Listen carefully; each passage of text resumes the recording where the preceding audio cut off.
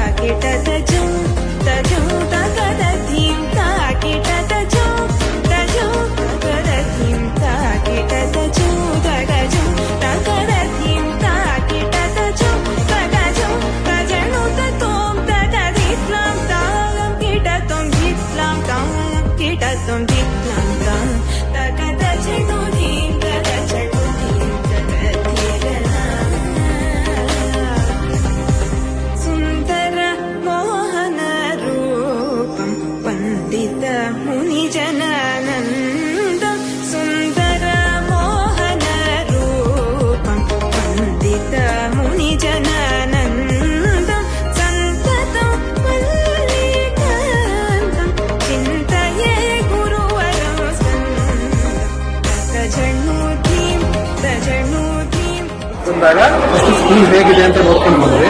But ಈಗ ಸ್ಕೂಲ್ಗೆ ನನ್ನ ಮಗನ ಸೇರ್ಸಿದ್ದೀನಿ.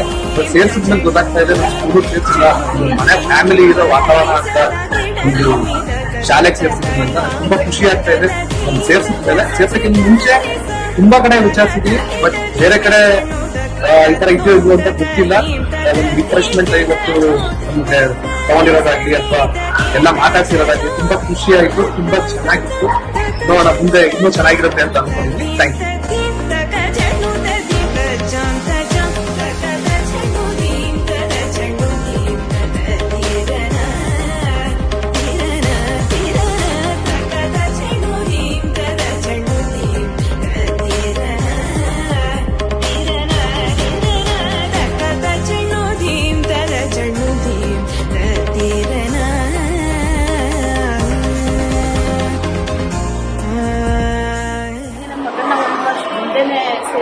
ತುಂಬಾ ಖುಷಿ ಆಗುತ್ತೆ ಈ ಶಾಲೆಗೆ ನಾನು ಅವ್ರನ್ನ ಸೇರಿಸಿರೋದಕ್ಕೆ.